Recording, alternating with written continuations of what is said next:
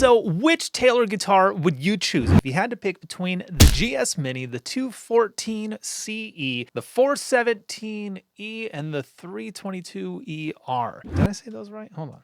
I don't know. It doesn't really matter. I had some friends come over to help me record some songs here at Deadbeat Studios. We tracked about 5 songs, and while we were doing the acoustics, we swapped out each of these instruments to try and see if we could find a spot where each one might sound the best. This sounds so good. You can find links to all the gear that we used in this video in the description below. And I just want to say a big thank you to Taylor, AEA Microphones, and also Zounds for loaning us all of the gear today.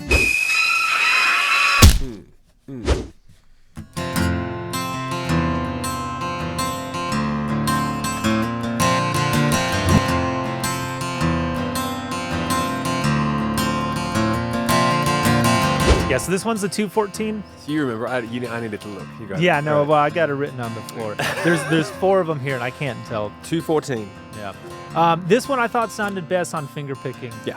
You know. Yeah, for sure. It's weird. It had the brightest tone to it, but it also had the pluck. The pluck sounded different compared to the other ones. It had more of like a bounce and a nice sort of bob to it.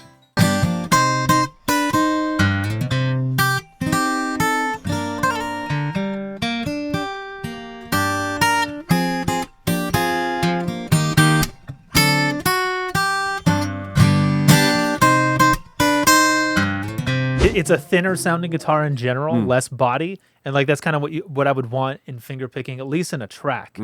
Maybe like solo on its own, it's lacking some definition. But if you're gonna put like a part like you were just playing in a verse, it's got drums and bass and some other things on it already.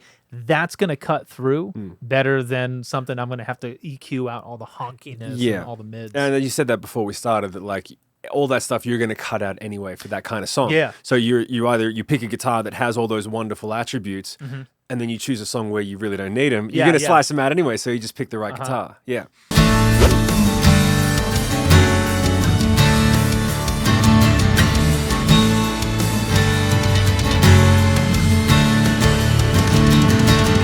Got a slice to it, but it's not super thin. It's still got enough body that you can hear it. It's a nice sounding guitar, but it's got a little bit more of like sitting on the beach, summertime sort of vibes. Like, you know, if you were up opposite your friend on the beach having a pina colada, you wouldn't catch that low end. It'd get lost in the wind.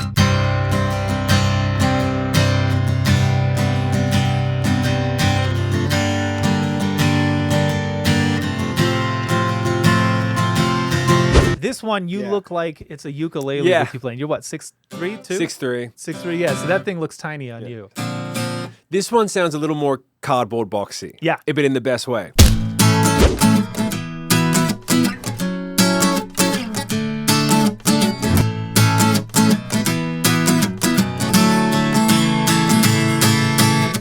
It really doesn't have that low end. But it's none at all. And again, that like I would call this a strum track. There's some choruses where what you want to do is bury the acoustics. You don't really hear it, but it's kind of like a harmonic tambourine where you're getting the chicka chick chick chick chicka chicka chick. That's really all that's translating to the ear, but there's harmony and it's in tune and it just fills out the guitars. That's important. The tuning on this was the strongest. This one had the best tuning and the best intonation because the what do you call it? The scale? Scale is short. The scale is shorter, but I was able to tune it down to drop C. Like I can do it. Tune it to drop C, and you can go like touch in general.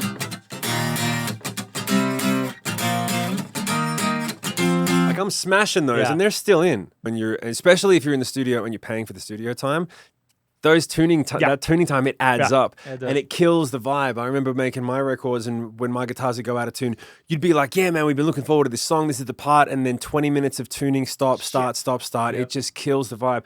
And I understand why some guitarists really choose this one because they go, "Yeah, technically, there's not as much low end." But music's not all about low end, man. It's gonna fit the track. It's about vibe. It's got to fit the track. It has to stay in tune. There's no negotiations on that. You can add low end. There's only so much Melodyne can fix. Right. This sounds so good. You all hate your children. They're too fat to feed. I've doubled electric guitars with the right type of acoustic. Yeah. And this is the type of acoustic that you do with.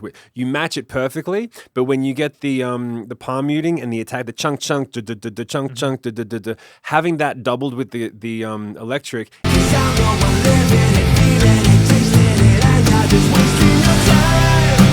It's ironic because we're saying this doesn't have a lot of body, but when you actually when you mic that up and compress it correctly, that tone comes through when it's doubled with. So you can do a lot where you're just doubling things with this, and it adds a lot of cut and a lot of mid-tone. It won't get muddy. Yeah, it doesn't get, exactly. The low end doesn't muddy it up. The mid-range just adds that nice little doof, doof, doof to it. It's really good.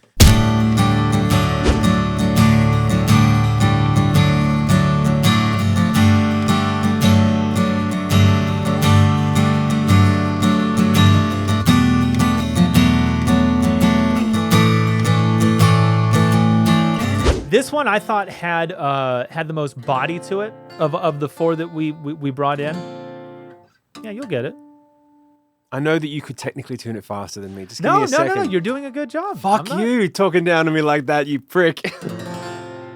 You're doing a good job. You keep going. You're gonna make it. Yeah, I want you to feel like you matter.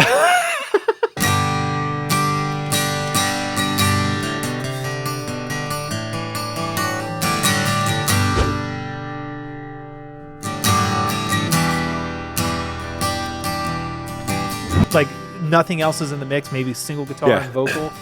Yeah, if you were going to do single guitar or a nice left and right thing where the whole first half of the song is that really, it's acoustic guitar driven. If you're doing the country thing where the whole first half of the song, maybe there's a little bass comes in and a little drum, but the rest of the band isn't kicking in, this is going to carry the song better than the other guitars.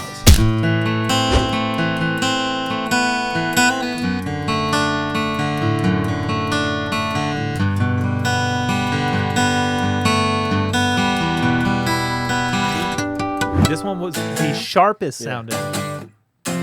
This would be a perfect one as well to double electric guitars with.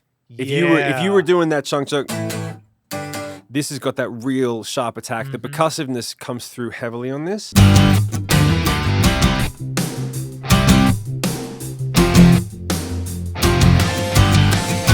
It's almost got the vibe of like, imagine you put brand new strings on your Les Paul, right, and then you just amplified that volume. Yeah. Like it sounds like a loud electric guitar. Yeah, electric guitar. Yeah. The difference between this one, the little guy here. Oh, the GS Mini. This one has more, it's tighter. It's a tighter sound. Yeah. And that tightness really does, there's a certain amount where when you get to wanting a tight acoustic thing for stabs or for palm muting or for anything. When you say tight, I assume you mean even. Like if you're down low or if you're up high, the frequency, I mean, I know you're going lower and higher, but the frequency spectrum seems even. Yeah. Almost like it's compressed. Exactly. That's exactly what I was about to say. If you went with another guitar, you'd have to go with compression. You'd have to go, okay, how much are we taking in like and out? Like the 214 seems like you would have to tame the dynamics more on the finger picking. Whereas this one, play the same thing you did on the other one. It's very even. Uh-huh. And it's not mic'd up, but then you go versus, you can go like, oh, not that one. I do like that one. Okay. There you go. Versus. They're all the same. They're all the same volume, same power, same tone. Like, you can hear the notes are different, but in terms of like when you go low, you're not suddenly blasting this low end. You go high and you go, oh well, we'll have to put that on a separate track and boost the low end for them. Yeah, you're right. No, it's just nice and even, and that's what you really want. Like I said earlier, there's links in the description. Go check all that stuff out. In the meantime, let's have a look at the final results and pick a winner, starting with the GS Mini. So it's funny, this was the cheapest guitar of all the ones that we tried out, and like I could think of the most uses for it. Yeah. And the fact that it doesn't have a DI like makes it even more useful, because it's like, I'm not going to do anything where it's like, oh, I'm going to take it to a show and I'm trying to like, no. This has a very specific purpose, and it's going to knock it out of the park every single time. Yeah, I liked it. It was fun to play too. Yeah. Here's what Shim and I had to say about the 417, and remember, this is the most expensive guitar on the list. When I was over there, when I was here, like it sounds like a guitar. The other ones were like, oh, that'll sound good once we mic it up. Right. Or like the top end's there, we just need a little more low end. This is the one where it's like, when I was 7-8 feet away, when I'm right in front of it, it's like, that's what a guitar sounds like. That's the acoustic guitar. Is this one. Yeah, and that's what you're paying for. Yeah, right. Yeah. You know, Shim also had some really good advice and applications for the 322 that I didn't think of. Here, check this out. Live, you don't want to have to ask a sound guy to do anything. And when you're recording, you don't want to wait. You want to have a preset that's for this guitar. You know what it sounds like. You know what? This one probably is a better live guitar for that reason. Because yeah, it would be less for the front of house to have to control and fix. It's not compressed, but it has like a natural compression to it. Yeah. This would be the better one to send the front of house feed. Yes. And just trust that like it's gonna sound the way I'm sending it to them. Because there's not a lot of wiggle room. Yeah, you don't want to throw any variables you don't need to. And this cuts out all the variables. If this is the sound you're looking for, then this is the guitar you're going for. Yeah, definitely. After 5 songs and 2 full days of recording and trying out all of these acoustics, we definitely picked a winner.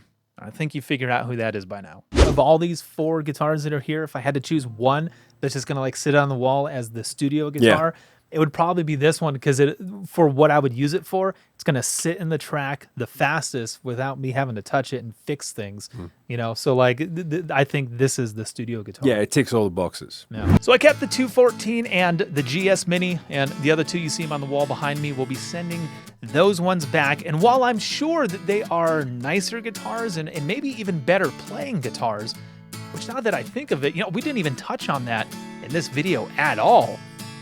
I think that's because they all played so great. But I'm just saying, for what I do here at the studio, the GS Mini and the 214 are hands down the best choice. And if there's a player who comes in who wants a really nice instrument that's set up in a specific way and really sings and does, like, I'm assuming that player is gonna bring that guitar with them, right? So what do I need here at the studio? Just the GS Mini with no pickup, please, no pickup. And the 214, I'd say we got all the bases covered. So which one would you choose? Go ahead, tell us in the comments and talk amongst yourselves. We'll see you next time.